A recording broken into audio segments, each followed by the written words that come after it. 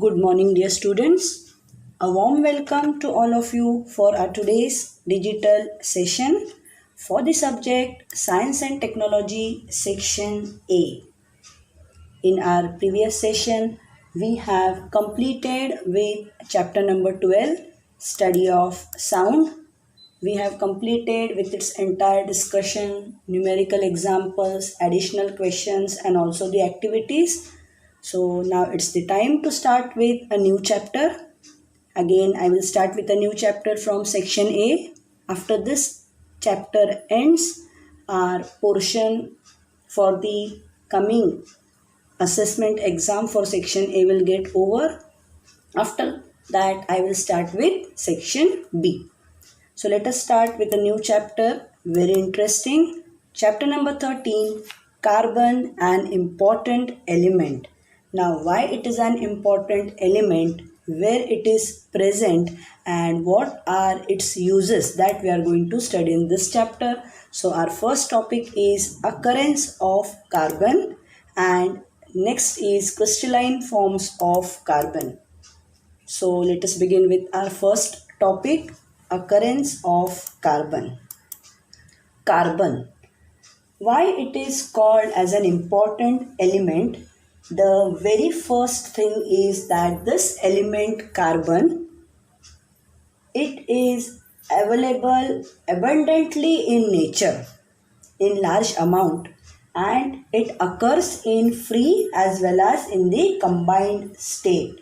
And hence in this chapter we are going to study the properties of this very important non-metallic element. Non-metal, it is a non-metal. We are going to study about its properties. So let us begin with its chemistry.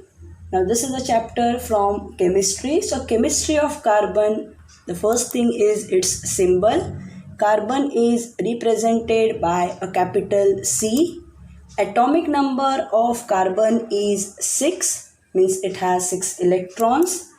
Atomic mass is 12. You have studied about atomic number, atomic mass in the chapter measurement of matter. Electronic configuration is 2, 4. As you know, the atomic number is 6.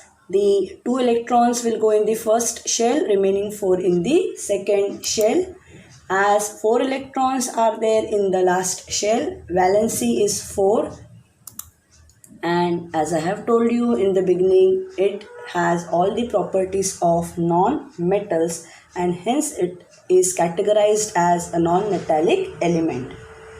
Now, compounds which are obtained directly or indirectly from the plants and animals, they are called as organic compounds, and compounds which are obtained from minerals, they are called as inorganic compounds. This you have to remember, because ahead in college, if you take chemistry after the 12th standard, then you have inorganic chemistry, organic chemistry.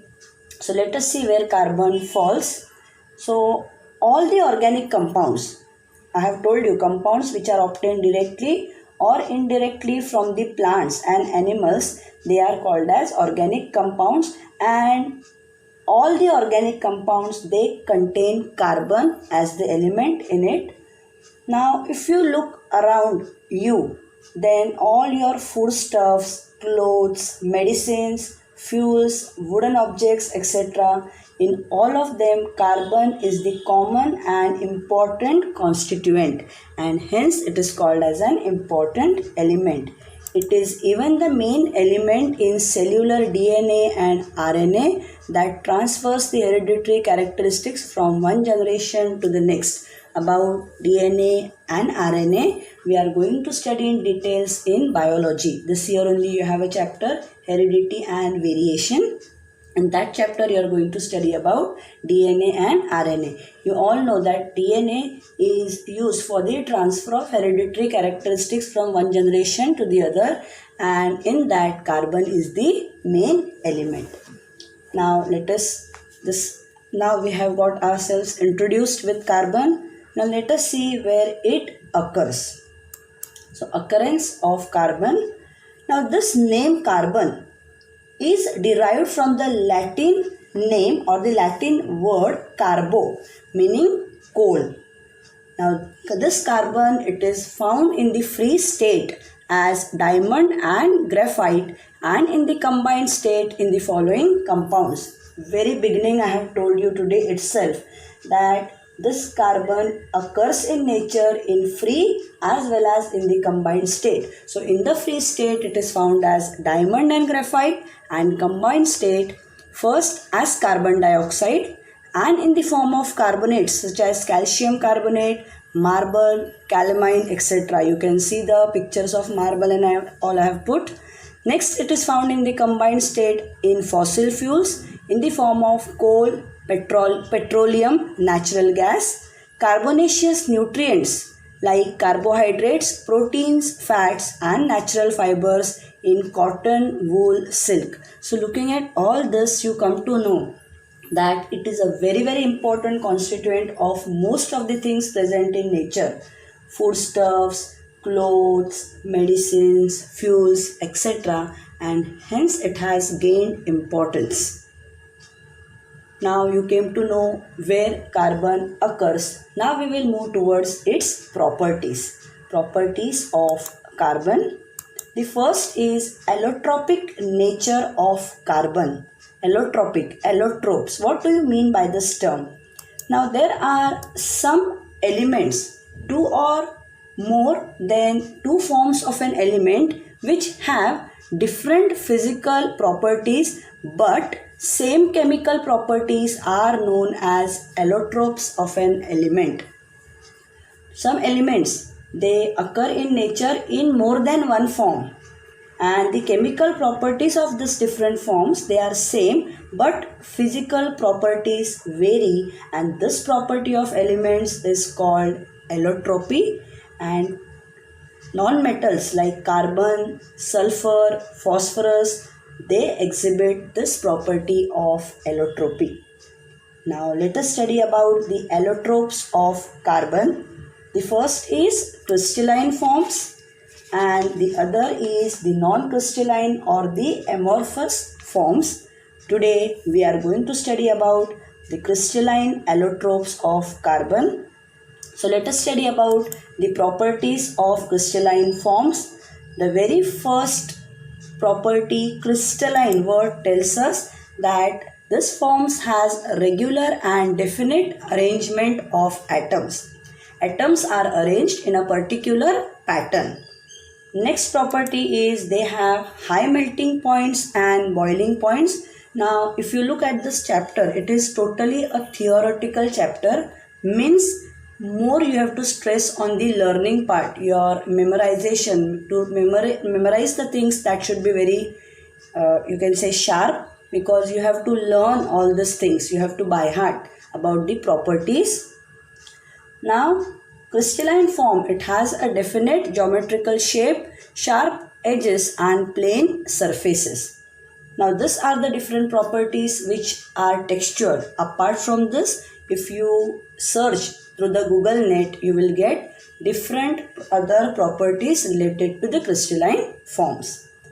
Now carbon has 3 crystalline allotropes. How many? Carbon has 3 crystalline allotropes. It can be asked as an MCQ. Carbon has dash crystalline allotropes and then 4 options will be given. The first one is loved by all of us, most of us, and many women, especially girls, they have a craze for it. The first is diamond, very precious gem. It is found in India, mainly in Govalkonda, that is Karnataka, and Panna, that is Madhya Pradesh. Now these diamonds, they are also found in South Africa, Brazil, Belgium, Russia, America, etc. Look at this photograph of diamond. Now we will see about its structure. Here you can see the image of the structure of diamond. Now in diamond, every carbon atom is bonded to 4 neighboring atoms by covalent bonds. See, one carbon attached to 4 other carbon atoms or the neighboring atoms by covalent bonds, and due to this the three-dimensional structure, this diamond becomes very hard. This three-dimensional structure makes diamond very hard in nature. Now let us study about the properties of this very important gem, that is diamond. Before moving ahead towards the properties, I would like to show you the photograph, the image of Kohinoor diamond. Once upon a time, India, our nation, was famous for this Kohinoor diamond. You can see over here in this image. Now this diamond, it was found in the 13th century in the mine at Guntur in Andhra Pradesh, and weight was about 186 carats. Now this is the additional information, you don't have to remember, only the topic is about diamond, so I wanted to highlight this part. Now let us move again towards our chapter, that is the properties of diamond. Now as I have told you in the structure, that due to the three-dimensional structure, diamond becomes very hard, and hence our first property is brilliant and pure diamond is the hardest natural substance, hardest. Its density is 3.5 grams per centimeter cube. Melting point of diamond is 3500 degrees Celsius. See how high the melting point is. When this diamond is heated at about 800 degrees Celsius in the presence of oxygen, carbon dioxide is given away, and in this process, in this heating process, no other product besides carbon dioxide is formed. It does not dissolve in any solvent. Acids, bases have no effect on diamond, and hence diamond is used in ornaments. Because acids or bases do not have any effect on it, it is a bad conductor of electricity as it does not have free electrons. We have studied in chapter number 3, current, electricity, conductors, insulators. For any substance to allow the electric current to flow through it, presence of free electrons are very important, and as diamond does not have this free electrons, it does not conduct electricity, making it a bad conductor. So these are the different properties of diamond. Apart from this, any other properties you can search on the net and you can add over here. About the uses, I don't have to tell you. Very first use is in ornaments. You can see in diamond rings, diamond earrings, as it is a hardest natural substance. It is used in glass cutting and rock drilling machines. This is something you can say unnatural, some different use. Diamond knives are used in the eye surgery. Why? Because I have told you it has sharp edges and it is the hardest substance, hence it is used in eye surgery. Diamond dust is used for polishing other diamonds, and diamond is used to make windows, giving protection from radiation in space and in artificial satellites. So these are the different uses of diamond. Apart from this, any other use you can add over here. Our next crystalline allotrope of carbon is graphite. Again, this is not new for you. This word is known by all of us. Now this graphite, you can see its image. It is found in the natural state in countries like Russia, New Zealand, America, and India is never behind, also in India. Now the lead which is used in pencil. You all have used pencil in your earlier classes. So the lead which is used in pencil, it is made by mixing graphite with clay. So a very important use of graphite can be seen over here. And this process of mixing graphite with clay, it was discovered by Nicolas Jacques Conté in the year 1795. Now as we have studied the structure of diamond, similarly, here you can see the structure of graphite. Now, every carbon atom in graphite is bonded to 3 other carbon atoms, and in such a way they are bonded that a hexagonal layered structure is formed. See, hexagon. You know about pentagon, hexagon. Hexagon means it has 6 sides. So you can see here in the structure, it resembles like a hexagon. A graphite crystal is made of many sheets or layers of carbon atoms. Very important. A graphite crystal is made of many sheets or layers of carbon atoms. These layers, they slip over each other on applying pressure, and one layer of graphite is called as graphene. This you have to remember. It can be asked as a fill-up or a question for 1 mark. What is one layer of graphite called as? You have seen its appearance. You have seen its main use, used in making lead, which is used in pencils, and you have studied about its structure. Now let us see what are the different properties of graphite. Now, graphite which is found in nature, in the previous image only you can see it appears black. It looks black. It is soft, brittle and slippery. Graphite which is found in nature is black in color, soft, brittle and slippery. Inside each layer of graphite, just now in the structure I have told you that a graphite crystal is made of many sheets or layers of carbon atoms, and inside each layer of graphite, free electrons move continuously within the entire layer. Very good to hear. As there is the presence of free electrons which are continuously moving within the entire layer, what happens? It makes graphite a good conductor of electricity. Now, to give reasons we have prepared here. One, for diamond. Diamond is a bad conductor of electricity. Or one more give reason here. Graphite is a good conductor of electricity. So you can give about the presence or absence of free electrons, which makes them good or bad conductors. As you know that it is used in lead, used in pencils. Graphite can be used for writing on paper, a very important property.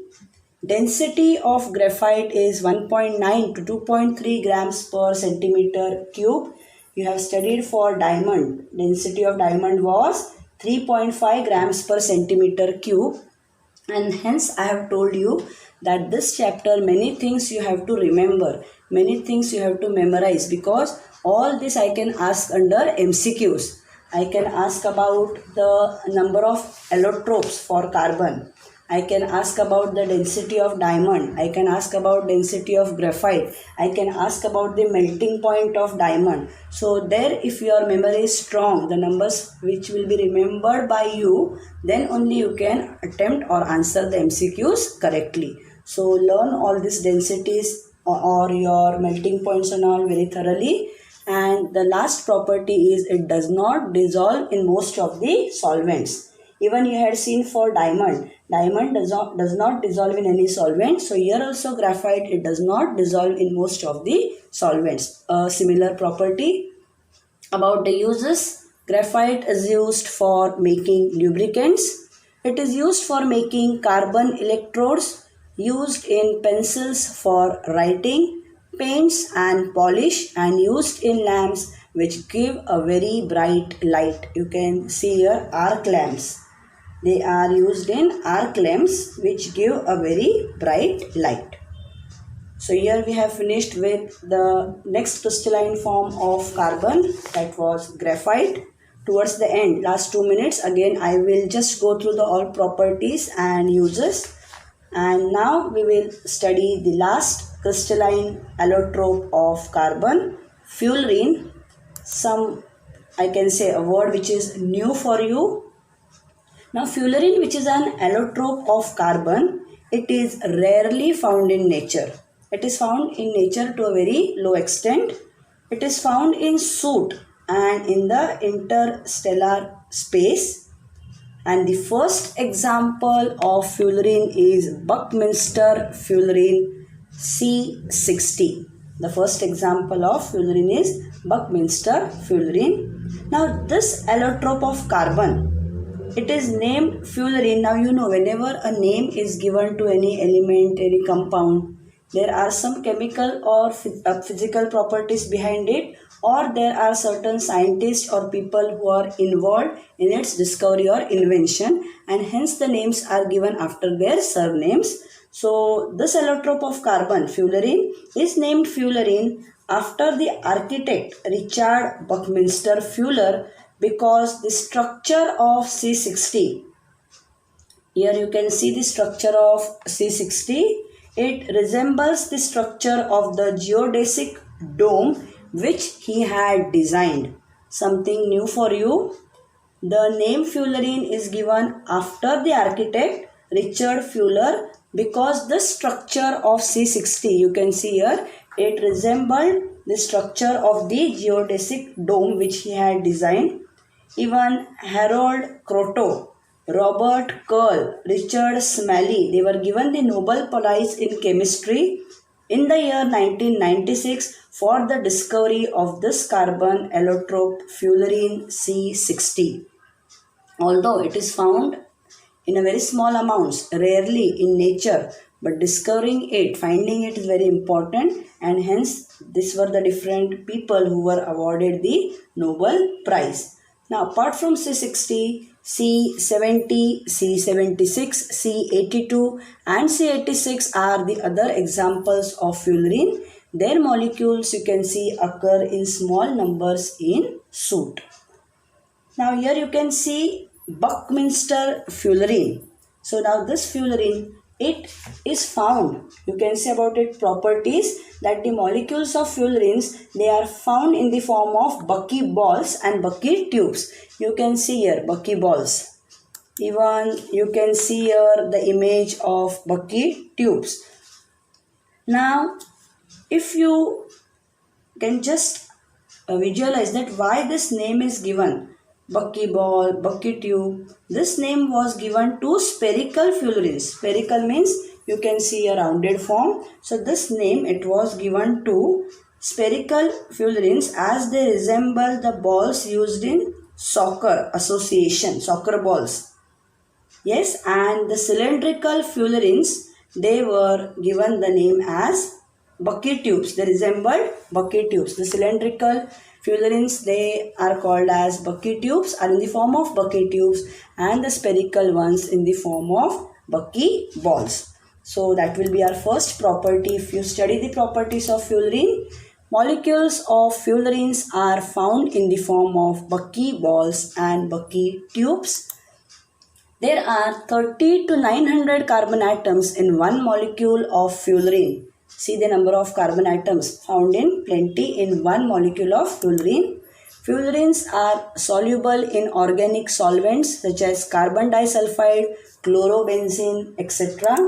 About its uses, the very first use is fullerenes are used as insulators. What do you mean by insulator? You have studied in chapter number 3. Substances which do not allow the flow of electric current through it due to the absence of free electrons are called as insulators, and the very first use of fullerene is they are used as insulators. They are used as a catalyst in water purification. What do you mean by catalyst? Catalyst is a substance which takes part in a chemical reaction. It helps the chemical reaction to take place at a faster rate, but it does not interfere, it does not play any chemical role. A helper, a monitor in the class who helps the teacher with different work by bringing the catalog or taking the attendance, but does not directly interfere. The monitor has no rights to correct the books. The monitor has no rights to correct the papers. The monitor has no right to teach the students. Similarly is the role of catalyst. And third, very important, is at a certain temperature, fullerene exhibits superconductivity. A new term for you, superconductivity. What is this superconductivity? It is the ability of certain metals to allow electricity to pass through them without any resistance at very low temperature. So I hope you have understood the meaning of superconductivity. It is the ability of certain metals to allow electricity to pass through them without any resistance at very low temperatures. With this, we complete with the crystalline forms of carbon, diamond, graphite and fullerene. In our next session tomorrow, we will be starting with the non-crystalline or the amorphous forms of carbon. If we start today, it will not be completed, and then incomplete again to continue will be very difficult. So today we will end up by completing the crystalline forms. In the non-crystalline forms, very important is coal. The arrangement of carbon atoms in non-crystalline forms will be not regular because non-crystalline, and the very important non-crystalline forms of carbon are coal and coke. So I will request all of you, before you attend the next session, go through that topic of amorphous forms. Also the next topic which I will be covering will be hydrocarbons, that is the basic organic compounds. That topic, read it thoroughly because it has, you can say, a greatest link with the next year's 10th standard syllabus. You have an entire chapter on carbon compounds where this topic of hydrocarbons will play a very important role.